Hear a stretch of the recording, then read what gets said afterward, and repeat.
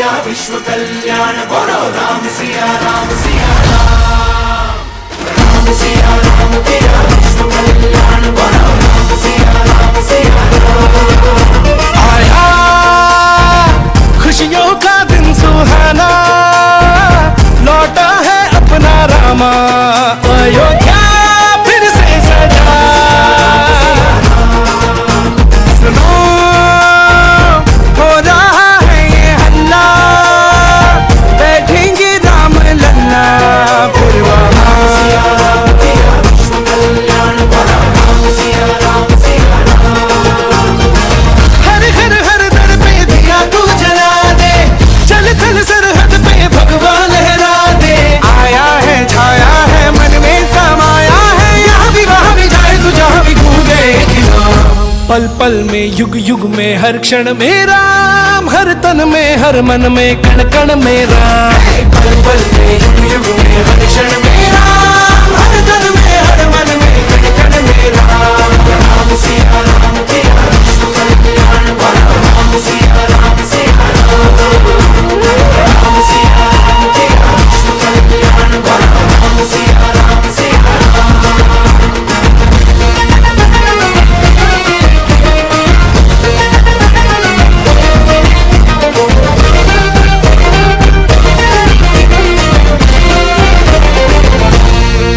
इस दिन के इंतजार में दशकों से ये आंखें तरस गई। आएगा ये तो विश्वास था, अब जो तू यहाँ लौटा है। स्वागत गान गाए जिसके लिए, मन में गंगा जिसके हाथ में है। जीते भी मरते भी काम काज करते भी सुख भी दुख। पल में युग युग में हर क्षण में राम, हर तन में हर मन में कण कण में Ram. Ram Siya Ram Siya Ram.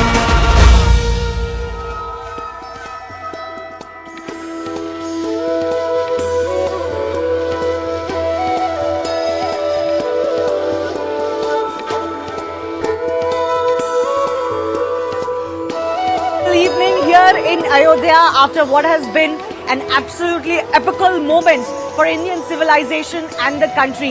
I'm joining you from Ram Ki Pedi in Ayodhya, which is getting set with 1,000 diyas for the Deepotsav. It is being celebrated as a second Diwali tonight here in Ramnagri, and behind me Ram Ki Pedi is getting ready for lots and lots of diyas to illuminate the banks of the Saryu. I'm Shivani Gupta. You're watching a very special edition of Plain Speak.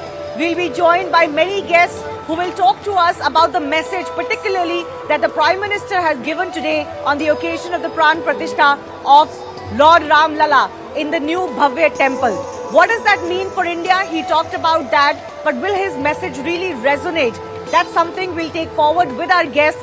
A lot of the guests who've attended the program today will be joining us live and exclusively. First up, a quick, brief peek into what the Prime Minister said today. Remember, he had a message that Ram se Rashtra hai, but will that message resonate? He talked about how Ram आग नहीं है, Ram ऊर्जा है, Ram विवाद नहीं है, Ram समाधान है, and therein lies the message for the entire country. Take a look.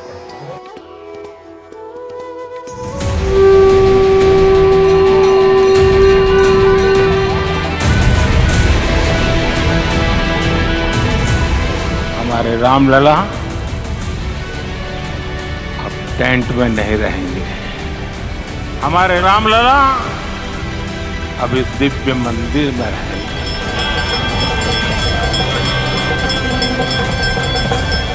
प्रभु श्री राम से क्षमा याचना भी करता। हमारे पुरुषार्थ, हमारे त्याग, तपस्या में कुछ तो कमी रह गई होगी कि हम इतनी सदियों तक ये कार्य कर नहीं पाए। प्रभु राम आज हमें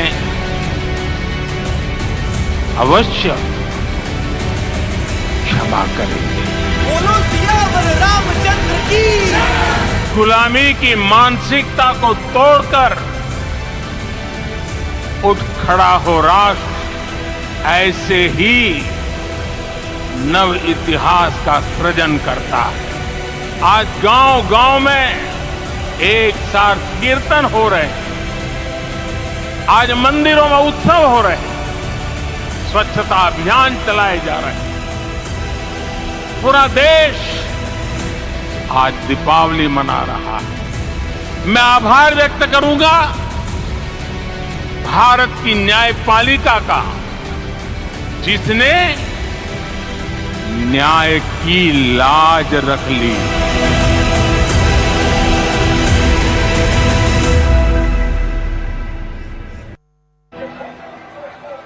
Will the Prime Minister's message resonate or not? Will it really be taken in by the detractors that we've seen aplenty as far as this program is concerned? Let me introduce some of our guests joining us. Smita Prakash is editor, ANI. She was also there as an invitee at the program. Ravi Bhatt is historian, also joining us. With me at Ram Ki Pauri are two special guests. His Holiness Shri Raj Rajeshwar Guruji, Dharma Guru, founder of the International Siddha Ashram Shakti Center, is joining me here. Along with him is Trikal Darshi, Shri Ram Lalla Sarkar Maharaj जी छोटी छावनी से हैं वो, और हमारे साथ कुछ भजन भी करेंगे, कुछ राम के लिए कुछ गाने भी सुनाएंगे, बिकॉज बहुत बड़ा मोमेंट है ये पूरी कंट्री के लिए, पूरे विश्व के लिए, जब राम लल्ला विराजमान हुए हैं और उनका प्राण प्रतिष्ठा हुआ है, और इसके साथ ही हमें फाइनली राम मंदिर मिला है। Smita Prakash, why don't I begin with you? You were there at the event. Was it everything that we hear it was? Was it everything that it looked like? Was it everything that you imagined?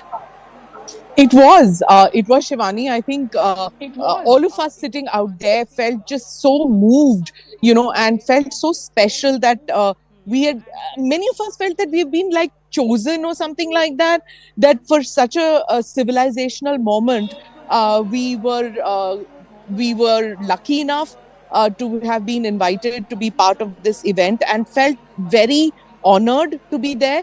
And I think the speech really touched a chord in all of us, because when he said that it's not just a reflection of religion, it's a matter of our society, and the society in the country is ready for it. And many things that he said, which you just pointed out about asking for forgiveness, that it's taken so much time for us to find our purusharth.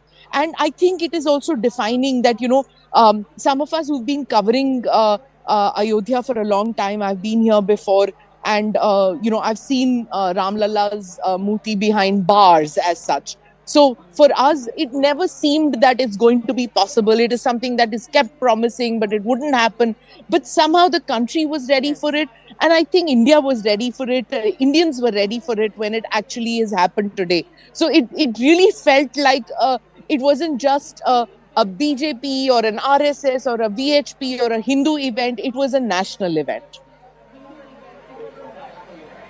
Okay. Ravi Bhatt, I want to come to you as well. What did you make of the Prime Minister's message? Because he really outlined, and some are saying that even for an orator like Narendra Modi, it was one of his best speeches, particularly where he defined Lord Ram and what he means for India, everything that he stands for. Ram hi Bharat ka aadhar hai, is one of the lines he said. What do you make of the message he gave and the importance of Lord Ram that he captured in words today? See, let's be very clear on one part, that no nation, no society can ever develop, not even a civilization can develop, unless they don't have an ideal before them. And Lord Rama, the Maryada Purushottam, means that the person who is ideal, an ideal person. So that is how the entire Sanatan Dham, people, in the history of Sanatan Dham, the Ram had been visualized as an ideal person. So what Prime Minister has said, that if we have this ideal, though then every single person or every single citizen as individual and as a collectively also the masses of the India, the citizens of the India as a society, they have something to look upon, that this is an ideal goal where we have to reach, which will lead us to the height of spirituality as well as the physical achievements also, mental achievements also. So this is what is see. It's a very balanced speech which he has given, and in this he has emphasized both the things, not only the spiritual and religious, but otherwise also the worldly things also one can achieve, because the way we project Lord Rama, he is not only a spiritual leader, he is not only a religious leader, but he is an ideal person who is the Right. combined of the best of the things which is required for human being and Indian society. Yeah, no, you're absolutely right. But this is something that has been said about Lord Ram for forever, right? Which is why he's revered as much as he is in the Hindu faith Yes. or in Indian civilization, Smita. Before I go across to our Yeah. location guests as well, I want to understand from you, do you believe that message will really resonate and will be taken in? Because there are a lot of detractors who had issues, not just with the event, but in the past they have had issues with Lord Ram worship as well. What do you make of how well was the Prime Minister able to convince everyone that, listen, this is not about any divide, this is about coming together? He also said that with this, now that we finally have Ram Lalla's Mandir, where we have waited for him, or he has waited for it for a very long time. Treta युग में 14 साल का वनवास था, लेकिन कलयुग में 500 साल लग गए, इंतजार करना पड़ा लॉर्ड राम को. He also talked about कि अब वो आ गए हैं तो आगे क्या, और उनका मतलब था, his aim was to say that, we have to make most of this moment. Like he keeps saying, yahi samay hai, sahi samay hai. He talked about India's development as well, or gave a message of that. But on the issue of Ram itself, do you believe his message will really resonate and be taken in by the detractors? I get that, Shivani, when you say that there are detractors. Actually, even as you are speaking and as I'm speaking, I can hear crackers going all over the place. The Deepotsav has begun, and you are running visuals also of the lights at the banks of the Saryu River, if I'm not mistaken, which you're running. And you're going to be showing, I'm sure, Diwali being celebrated, or the second Diwali, or the first Diwali of 2024 for that matter, which the Prime Minister sent out a message that see there the fireworks are going in Ayodhya. Yeah, so the detractors, Shivani, which you asked me about, it's fine. We are a democracy, and it's not necessary that everybody has to immediately fall in line with what the Prime Minister has said. But the message that the Prime Minister gave out is that Maryada Purushottam is somebody who listens to everybody, who's the reign in Treta Yuga was all about being just and giving a voice to the unheard, giving a voice to those who were subjugated. So he was one of the most democratic rulers of his time. And we have to not just worship Lord Rama as an idol or as a lord, as a god, but his ideals, and to work towards it. Because he kept saying, अब मंदिर बन गया है तो फिर आप लोग सब सोचेंगे अब इसके बाद क्या? I'm paraphrasing it. Those are not his exact words, but it's true. Many of us went, "Acha chalo ye ho gaya." And from the audience, some people said Kashi Mathura, but that's not what the Prime Minister said. He didn't give a target for the next temple to be constructed. What he said was that we have to do our duty, which is Indians have to do their duty towards, one, he said, towards society. Second, he said towards the country. And third, he said towards the entire world. He said that this is part of the Vasudhaiva Kutumbakam. This is part of us as Indians, giving guidance, giving service, giving karma, doing karma, which will benefit society. And then he etched out, he talked about Shabari, he talked about several other instances from Lord Ram's life, which are for us to learn from and emulate.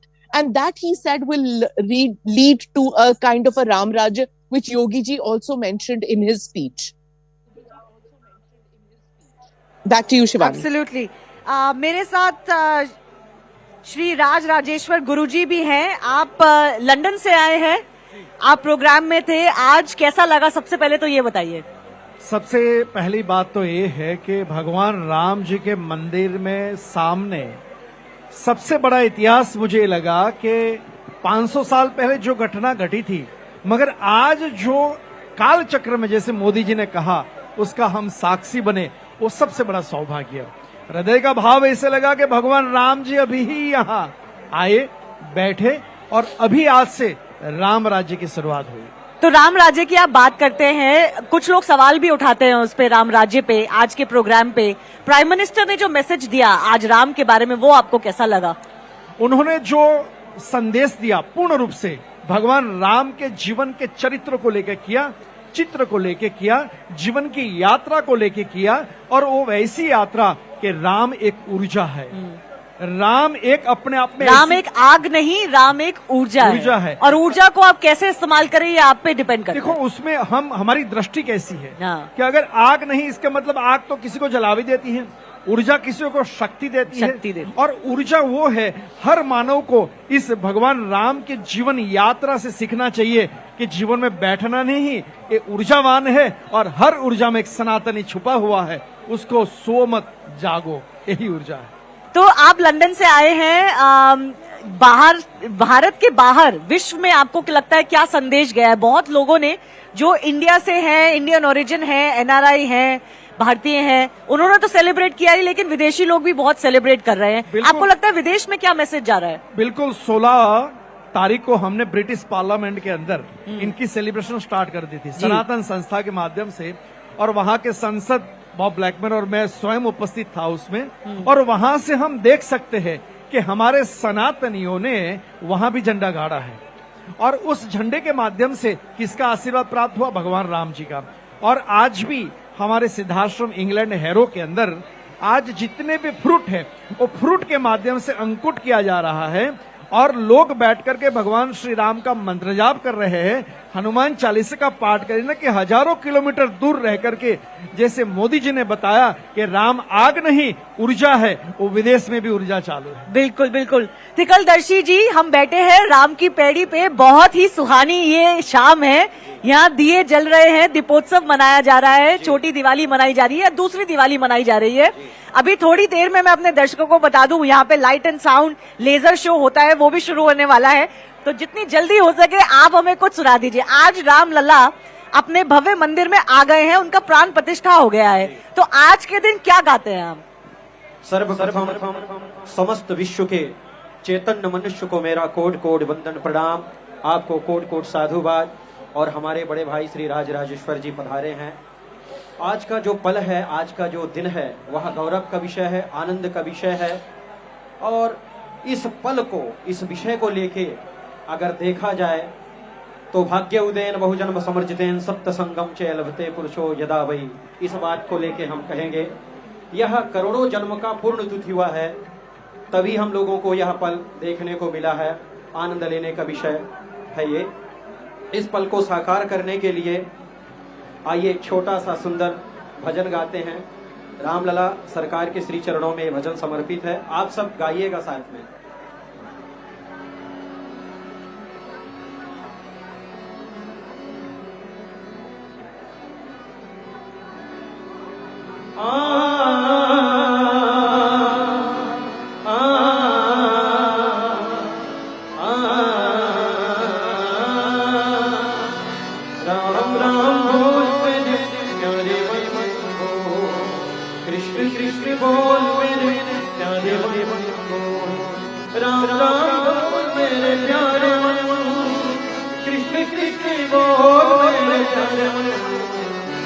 पानी हरी गुनगुनाए, कोई सम्मिलन हो जाए, तभी न समझ लेना प्रभु की कृपा होगी।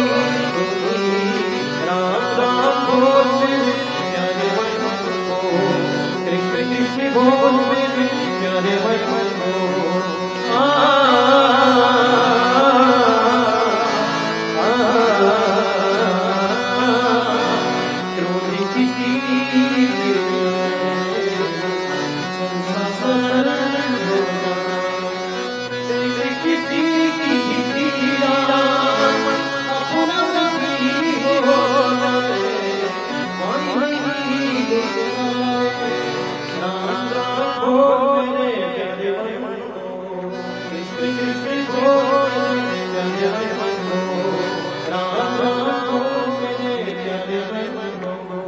बहुत सही बात करी, आपकी बहुत बुलंद आवाज है, बहुत अच्छा लगा सुन के, आपके पास दोबारा भी लौटेंगे। लेकिन जो बात इन्होंने करी कि किसी पे क्रोध नहीं और किसी का दुख देख के आपको भी दुख आ जाए, यही राम का निष्कर्ष है। I want to go across to our other guests who are joining us as well. Smita, I'm coming to you. You know, you look at these visuals, you look at what has happened, particularly in the 2-week run-up to the Pran Pratishtha event today. You look at what Ayodhya has been witnessing, what the entire country has been witnessing. You look at what Ayodhya is today. Some people are a little bit nervous about it. Some people are worried. Some people are worried about our secular values. They're worried that India has become a Hindu Rashtra. What do you want to say to them? यार जिसको worry करना है ना वो किसी चीज के लिए भी वरी करेगा ना. So I was like, you know, there seems to be no worry other than in the minds of people who want to see negativity. I didn't see anything which I mean, you're in the city too, you're in Ayodhya too. You've been here for longer than I have. There is no sense of anxiety or nervousness or jitteriness anywhere in this place. Ayodhya never had, in fact. Even in during the riots which happened, people kept saying out here, you know, in the 90s when during the Car Sevak movement and rest, everybody kept saying कि बाहर से लोग आके यहाँ पे दंगा मचाते हैं, दंगाई हैं, यहाँ पे तो हम शांति से रहते हैं and things like that. So, you know, Ayodhya has a history of not being a violence-prone state. And as far as the temple is concerned, people are just happy about it. So, you know, those who want to crib and complain will find some reason or the other. The point is that as a traditional culture, Ayodhya welcomes it. And as far as the people are concerned, not just of Ayodhya, but of the country, I think the Prime Minister said it, and so did Yogi Adityanath, that it's not just Hindu society which was ready for it, the country itself was ready for it. And we have, the swa has come out, you know, the self-confidence or the sense of being an Indian has come to the forefront, where we are not embarrassed about our culture, about our traditions, about who we are historically. And part of that is the civilizational link to whether it is Lord Rama, whether it is our secularism, whether it is our constitution, our democratic credentials. We are not embarrassed about any of this, and they run parallel to each other. They intersect between each other. They run. That is the best part about being an Indian, that we have several identities within one identity. So, you know, me being a Hindu or the other person being a Muslim or the third person being a Sikh, it doesn't matter. We have one civilizational ethos, regardless of which path we practice. That is why the word dharma itself is not just religion. It has more connotations. I don't want to sound like a religious scholar out here, but just as a journalist, speaking to so many religious scholars, one gets the impression that, you know, it is something that binds us all as Indians and not just one particular religion or one particular sect. Yeah, I mean, Swati Goyal is joining us. She's, of course, a very prominent writer for Swarajya magazine and reporter. Swati, you were there at the event. I'm sure it was a huge occasion for you. Just before I ask you about your experience and about what you felt was the message, about the message from the Prime Minister, I should mention that, you know, there are world media and press that are looking for stories right now about how Muslims are in fear. This is something we've seen, of course, over the last 10 years, particularly. And how, because of the Ram temple construction and because this is coming up in Ayodhya, it is some sort of a marker of Hindu nationalism or Hindutva, etc., and very aggressive form of it. And it is making our minorities nervous. They've been looking for stories of, you know, Muslims going away from India because of this. On that note, can I just say, the chief litigant in this case, yes, Mr. exactly. Ansari, is from Ayodhya. He has lived all his life in Ayodhya. He continues to live in Ayodhya and has never felt unsafe and has never felt the need to go anywhere. I think that in itself should tell the larger global community and the public of what it means to be the chief litigator against Ram Temple in Ayodhya, which is the birthplace of Lord Ram, and never feeling any fear for your life. That is what is important as far as the India story and Ayodhya story is concerned. Swati, coming to you, First up, share a little bit about your experience. And we are talking about the speech that the Prime Minister gave, how he talked about Ram for Rashtra or Ram se Rashtra. What did you make of his message? Yes, Shivani. First of all, I hope to meet you here in Ayodhya, since you are also here. And I only for like 30 minutes came to the hotel just to charge my phone and to do some stuff. This is the second time we are not meeting face to face, Swati, while both of us. But we will. Swati, this is the second time we are not meeting face to face while both of us have been in Ayodhya. Absolutely. That's because there is so much to cover in Ayodhya. There is so many people to talk to, and you know it very well. यहाँ पर अयोध्या में I was there at the event the whole time, and I can tell you the energy, the bhakti that people have. It's just it's the biggest celebration I have seen in my life. It's like the biggest mela. It's the biggest like a festival of joy I have seen in my life. Thousands of, I think, people, into tens of thousands of people were standing outside Ram Mandir, knowing very well that they cannot enter today, but they just were standing there. And when we were all coming out with our prasad and with our basically just coming out of the whole event, they were like doing Jai Shri Ram. Some of us were even touching our feet. It was so emotional. And then I saw a group of Sardars. They were doing bhangra, and they showered flower petals on everyone, including me. It was just so much fun. I mean, see, that is the thing.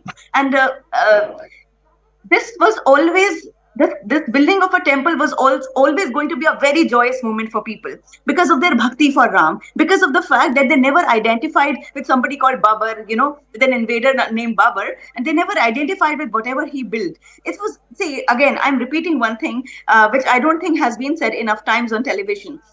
Ayodhya people are not against mosques. There are a lot of mosques in Ayodhya. They're all there, People were fighting only for one structure, which they thought that there was their Janmbhoomi, and it was very wrongly encroached upon. It was very wrongly demolished, and then a temple was built over it. So they're not against mosques. In fact, Hanuman Gadi temple, the Mahant of the Hanuman Gadi temple has helped rebuild a mosque called Alamgir Mosque. You should read about it. People should read about it. So it was always about this, very deep desire people had for this birthplace of Ram. They wanted to see a temple there. And today, the devotion is unmatched. I mean, you are here and you know it very well. It's just, the entire stretch from the Ram Janmabhoomi to my hotel, it's filled with people on the streets. They're like distributing tea, they're distributing sweets, they're just showering petals on people, or they're just doing Jai Shri Ram, and they're they're going to stand here for like 11 or 12 p.m. today in the night, and they're just going to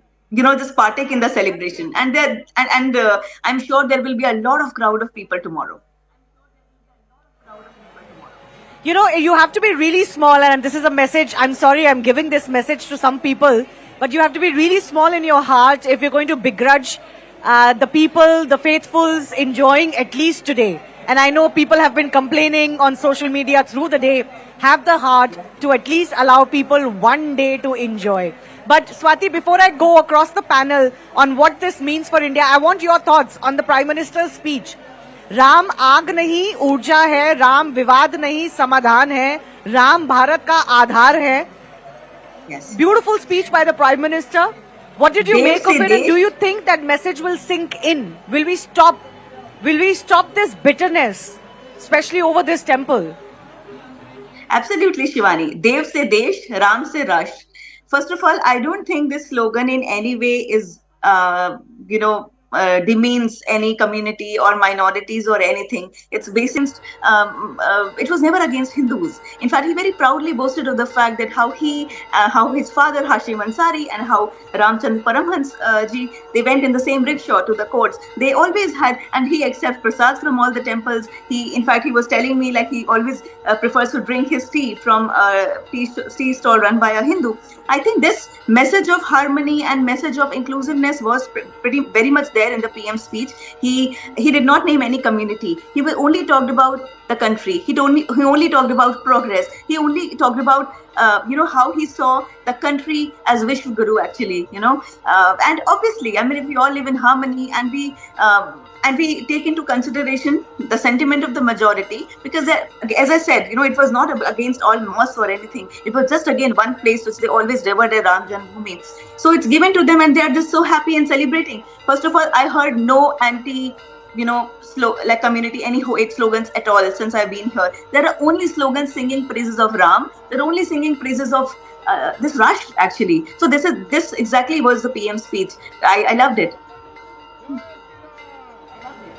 या absolutely गुरुजी, आप एक बार फिर से अब final comment में ये भी बताइए कि आपको लगता है कि इस मोमेंट से आज जो हुआ 500 साल की स्ट्रगल रही है, भारतीयों के लिए बड़ा इंपॉर्टेंट था ये मंदिर बनना, और इसको समझाना बड़ा मुश्किल है कि क्यों इतना इंपॉर्टेंट था, बट है इंपॉर्टेंट। हमारी सिविलाइजेशन, संस्कृति, प्रधानमंत्री ने बोला, उससे जुड़ा हुआ है और बहुत इंतजार किया, उस इंतजार को आज धरोहर मिली है हमें। उन्होंने बोला जो धैर्य दिखाया है उसकी धरोहर मिली है हमें। तो आपको क्या लगता है कि इसका इम्पैक्ट क्या होगा भारत पे? मेरे ख्याल से इनका इम्पैक्ट भारत पे तो एक श्रद्धा, समर्पण, विश्वास की संस्कृति है हमारी, उसमें धैर्य रखने से 500 साल अगर धैर्य रखने से एक बहुत अच्छा एक फ्रूट मिलता है, एक राम मंदिर ही मिलता है, एक राम की ऊर्जा मिलती है, तो उसका संदेश ये है कि धैर्य रखने से सब कुछ प्राप्त हो जाता है। जी जी, धैर्य बहुत बड़ी चीज है। Ravi Bhatt, what do you think? This moment is being seen as a shift in Indian civilization, in Indian mentality. Many believed that while we got independence from the Britishers in 1947, mentally and in terms of our minds, we were still occupied. Do you believe that this marks a moment where we are finally shedding gulami ka mindset, as the Prime Minister says? If this is a change moment, if this is a turnover, how do you describe it? What kind of change do you foresee? I very clearly see that it's like mentally decolonizing our mindset. This is one of the major event in the Sanatan civilization in the recent years. I mean, after centuries. And, even the Muslims, I tell you, even if it is only the handful of the Muslims which are against it and who keep on talking. It's like you are putting on white dress and only one ink spot is thrown on it. So it is more visible. I'm quite sure that since there was a lot of confusion about this, now this temple, when it is reconstructed here in such a grand way, which was in the 11th century, basically this temple was believed to be built where the Lord Ram was born. It was supposed to be built by the Gadwal rulers in the 11th century. Now, after the 11th century, and now you start counting it, now this is the first time that at such a grand level it is being made. So now what happens, even this gives a moral support to the majority community. Because I'm going to talk something very, very exceptional. You go to any city of the India and you just give the instruction to the people, they should start measuring that how much space is occupied by the churches, how much space is occupied by the mosques. And let me tell you, you'll find a very small percentage of the place is occupied by the Hindu community, which is the majority community. You go anywhere. You go to Lucknow, you go to Delhi, you go to any part of the country. So now this is the percentage had been very meager. Now this magnificent temple, after being constructed, this will give the moral support to the Hindus also. Yes, our religion, even I'm talking the people who are initiated, the younger generation who are hardly 15 to 20, they'll understand, no, our religion is also a major religion and we must try to know the intricacies of it and how it can help us to make our society better. So this is simply you're changing your mindset, and the PM's speech is an icing on the cake when he has reminded us that we should understand it. And this magnificent temple, this grand event has thus given an opportunity and chance to the masses, even younger generation, to have rebuild the faith in our own civilization. And the Hindu civilization and Sanatan civilization is almost the same. The majority of the people who have been facing the, just injustice for centuries. I am again reminding 11th century. From 11th century to this day. Now, this is the best event which could even enjoy, which could have for the Hindus here. And if you permit me, I'll give you an example when I said to Himanshu Gulati. Yeah, sir, just hold your thought. Himanshu Gulati, MP of Norway and also one of the special invitees, is joining us now. Mr. Gulati, thanks a lot for your time. Share your thoughts with us. How important, how special was this moment today? And what did you like the best about your experience today? We always knew this was going to be a historic event, but being there, feeling the energy and the celebratory, the celebration in the air was a very unique experience. And I think that the speeches, all the three speeches, just reiterated the significance of this event in a historical perspective. So I hope that the whole country of India, but also that people from around the world take part in this celebration and mark this significant day.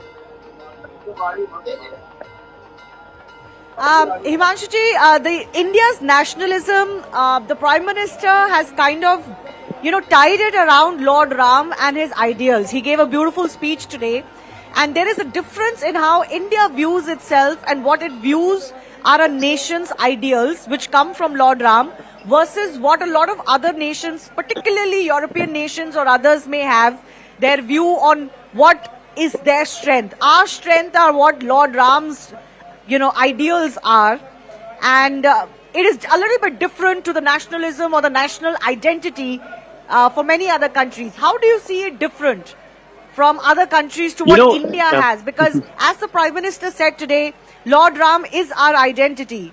He is the very basis of the country, of our civilization. Religion is, of course, a personal matter, and I don't want to get into a discussion about Indian politics, but at the same time, culture, faith, what we celebrate, our Sanskriti heritage, is also a part of what defines us as human beings, us as culture, and even nations. I live in a Christian nation in Europe. Still, I celebrate Christmas together with my colleagues and friends and neighbors because it's part of the cultural celebration. So my point is that this historic event should be an event that I hope is significant for all of India, regardless of religion, regardless of a religious debate. It should be coming together and something that one can celebrate as a culture, something that binds the nation together, regardless of what faith one personally believes in. Absolutely. Himanshu Gulati, I do thank you for joining us, and I hope you had a great time and you'd carry forward a lot of memories when you go back to Norway. Thank you so much. Thank you for having me on. Thank you so much. Thank you for having me on. Thank you. On that note, we're just about waiting for the light and sound show that is set to begin behind me at the Ram Ki Padi in just a bit.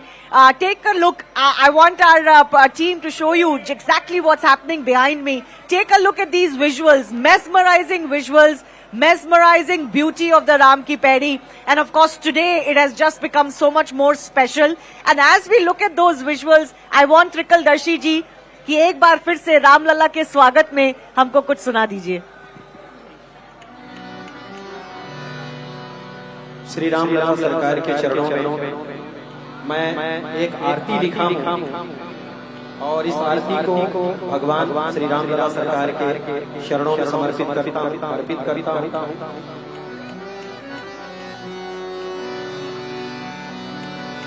हे राम तेरी आरती गाऊं, हे मेरे राम तेरी आरती गाऊं, आरती गाऊं स्वामी आपको रिझाऊं, आरती गाऊं स्वामी आपको रिझाऊं, हे मेरे राम तेरी आरती गाऊं. शीश में प्रभु जी चंद्र सोए, हाथ धनुहिया राम जी के सोए, हे मेरे स्वामी तेरी आरती गाऊं, राम लला तेरी आरती गाऊं, आरती गाऊं स्वामी आपको रिझाऊं, हे मेरे राम तेरी आरती गाऊं, शरणों से निकली है गंगा प्यारी, जिससे सारी दुनिया तारी, उन्हीं चरणों में मैं शीश झुकाऊं, हरि चरणों में मैं शीश झुकाऊं, राम मेरे राम, मेरे राम, मेरे राम, हे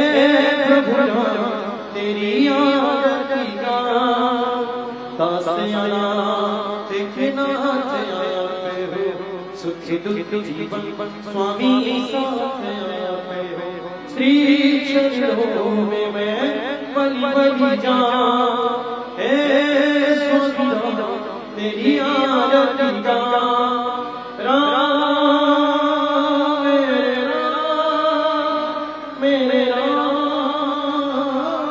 राम। बहुत ही बढ़िया, एक तालियां हो जाए त्रिकलदर्शी जी के लिए। मुझे लगता है आपको जल्द ही फिल्मों का भी मौका मिलेगा, और आजकल तो बहुत फिल्में बन रही हैं राम पे, राम के जीवन पे, राम की स्टोरी पे। Thank you Guruji, Raj Rajeshwar ji for joining us, Smita Prakash, Swati Goyal and Mr. Bhatt as well. We're going to slip into a very short break, but remember the celebrations here in Ayodhya are not ending. We'll be right back after a very short break.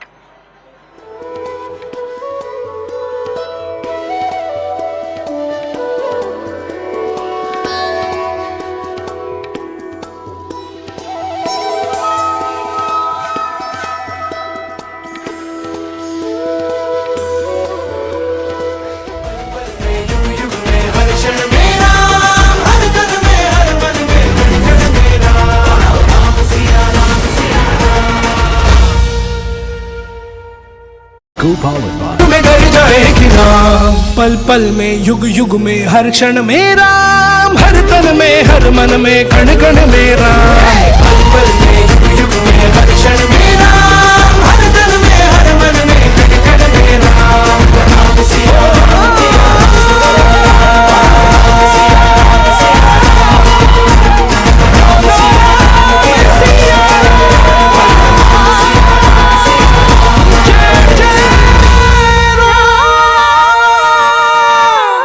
बोलो सियावर रामचंद्र की, प्रणाम सिया राम किया विश्व कल्याण, बोलो राम सिया राम प्रणाम सिया राम किया विश्व कल्याण, बोलो राम सिया राम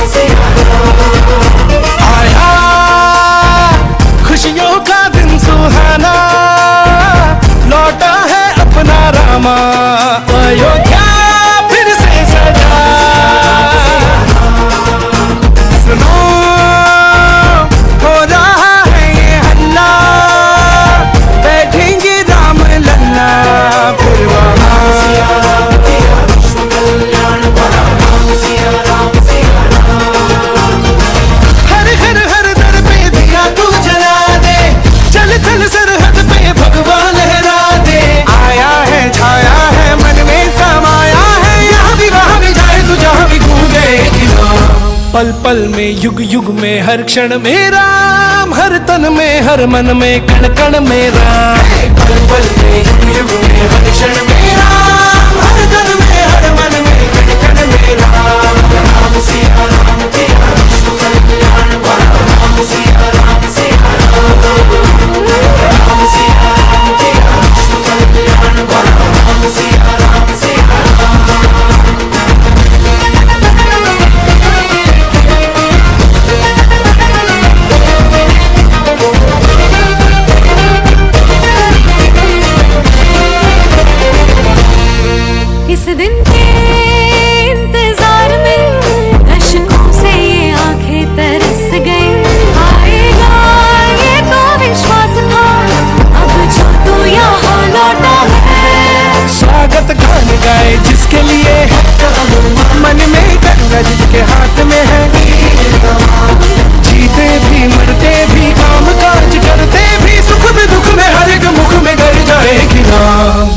पल में युग युग में हर क्षण में राम, हर तन में हर मन में कण कण में राम।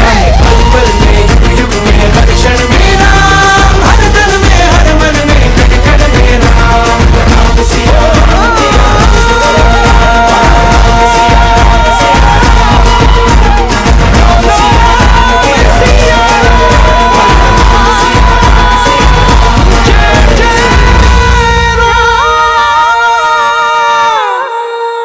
बोलो सियावर रामचंद्र की।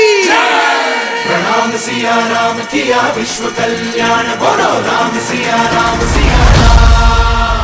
प्रणाम सिया राम किया विश्व कल्याण, बोलो राम सिया राम सिया राम।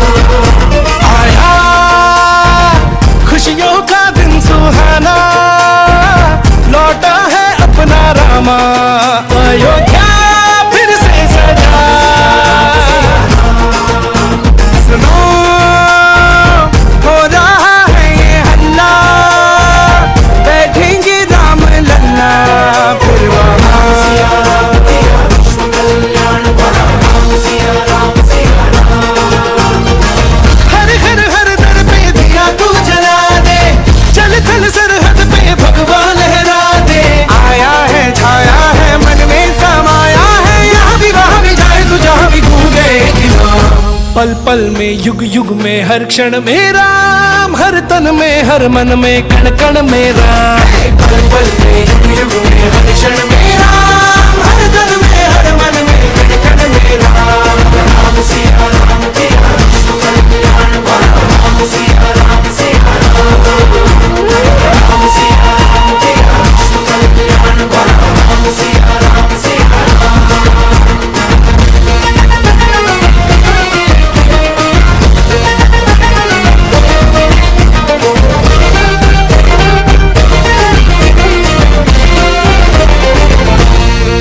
इस दिन के इंतजार में दशकों से ये आंखें तरस गई।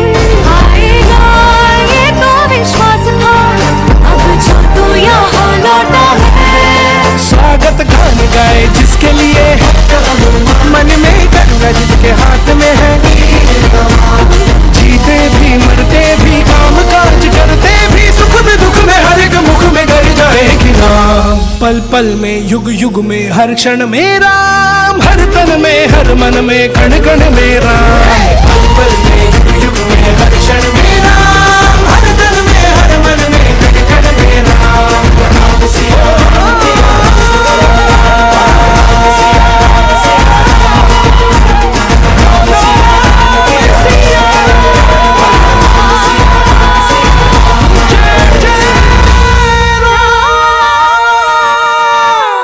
बोलो सियावर रामचंद्र की। प्रणाम सिया राम किया विश्व कल्याण। पल में युग युग में हर क्षण में राम, हर तन में हर मन में कण कण में राम। राम सिया राम सिया राम। आज हमारे राम आ गए हैं।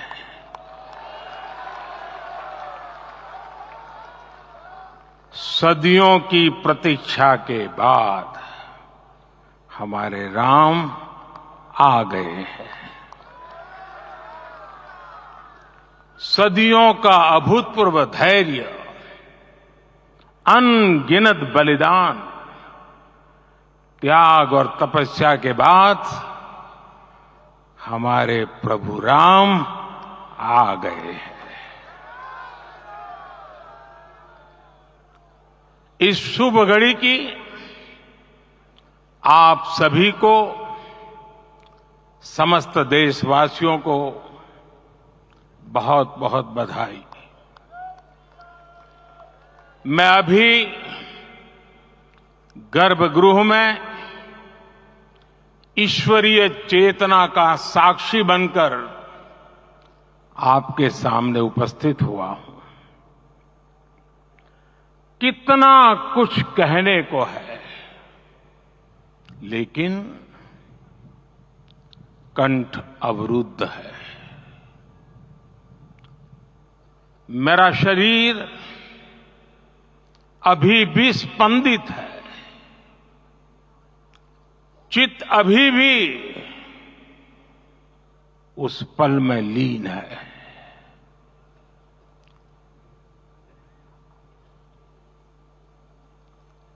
हमारे राम लला अब टेंट में नहीं रहेंगे।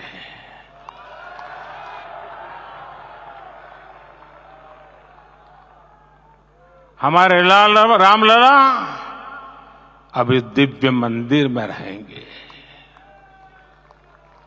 मेरा पक्का विश्वास है, अपार श्रद्धा है कि जो घटित हुआ है इसकी अनुभूति देश के, विश्व के कोने कोने में राम भक्तों को हो रही होगी।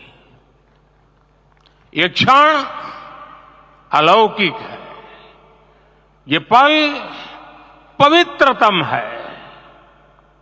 ये माहौल, ये वातावरण, ये ऊर्जा, ये घड़ी प्रभु श्री राम का हम सब पर आशीर्वाद है। 22 जनवरी 2024 का ये सूरज एक अद्भुत आभा लेकर आया है। 22 जनवरी 2024 ये कैलेंडर पर लिखी एक तारीख नहीं, ये एक नए काल चक्र का उद्गम है।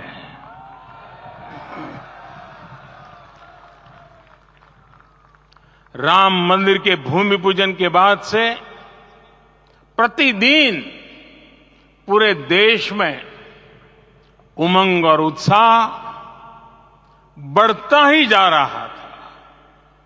निर्माण कार्य देख देशवासियों में हर दिन एक नया विश्वास पैदा हो रहा था। आज हमें सदियों के उस धैर्य की धरोहर मिली है। आज हमें श्री राम का मंदिर मिला है। गुलामी की मानसिकता को तोड़कर उठ खड़ा हो राष्ट्र। अतीत के हर दंश से हौसला लेता हुआ राष्ट्र ऐसे ही नव इतिहास का सृजन करता है। आज से 1000 साल बाद भी लोग आज की इस तारीख की, आज के इस पल की चर्चा करेंगे। और ये कितनी बड़ी राम कृपा है कि हम सब इस पल को जी रहे हैं, इसे साक्षात घटित होते देख रहे हैं। आज दिन, दिशाएं, दिगंत सब दिव्यता से परिपूर्ण है। ये समय सामान्य समय नहीं है। ये काल के चक्र पर सर्वकालिक शाही से अंकित हो रही अमिट स्मृति रेखाएं हैं। साथियों, हम सब जानते हैं कि जहां राम का काम होता है वहां पवन पुत्र हनुमान अवश्य विराजमान होते हैं। इसलिए मैं राम भक्त हनुमान और हनुमान गढ़ी को भी प्रणाम करता हूं। मैं माता जानकी, लक्ष्मण जी, भरत, शत्रुघ्न सबको नमन करता हूं। मैं पावन अयोध्यापुरी और पावन सरयू को भी प्रणाम करता हूं। मैं इस पल दैवीय अनुभव कर रहा हूं कि जिनके आशीर्वाद से ये महान कार्य पूरा हुआ है। वे दिव्य आत्माएं, वे दैवीय विभूतियां भी इस समय हमारे आसपास उपस्थित है। मैं इन सभी दिव्य चेतनाओं को भी कृतज्ञता पूर्वक नमन करता हूं। मैं आज प्रभु श्री राम से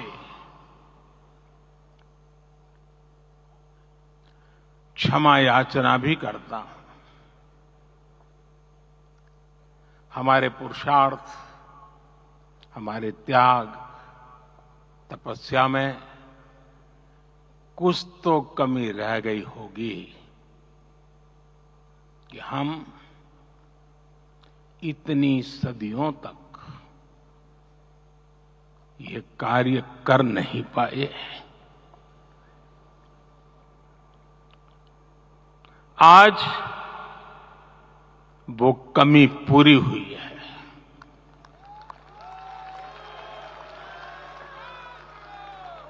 मुझे विश्वास है प्रभु राम आज हमें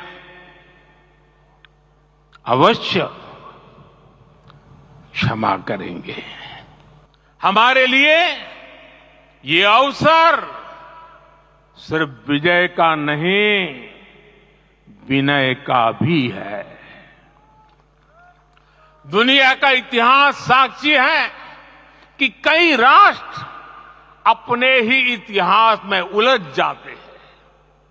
ऐसे देशों ने जब भी अपने इतिहास की उलझी हुई गांठों को खोलने का प्रयास किया, उन्हें सफलता पाने में बहुत कठिनाई आई, बल्कि कई बार तो पहले से ज्यादा मुश्किल परिस्थितियां बन गई। लेकिन हमारे देश ने इतिहास की इस गांठ को जिस गंभीरता और भावुकता के साथ खोला है, वो ये बताती है कि हमारा भविष्य हमारे अतीत से बहुत सुंदर होने जा रहा है। वो भी एक समय था जब कुछ लोग कहते थे कि राम मंदिर बना तो आग लग जाएगी। ऐसे लोग भारत के सामाजिक भाव की पवित्रता को नहीं जान पाए। राम लला के इस मंदिर का निर्माण भारतीय समाज के शांति, धैर्य, आपसी सद्भाव और समन्वय का भी प्रतीक है। हम देख रहे हैं ये निर्माण किसी आग को नहीं बल्कि ऊर्जा को जन्म दे रहा है। राम मंदिर समाज के हर वर्ग को एक उज्जवल भविष्य के पथ पर बढ़ने की प्रेरणा लेकर आया है। मैं आज उन लोगों से आह्वान करूंगा, आइए आप महसूस कीजिए, अपनी सोच पर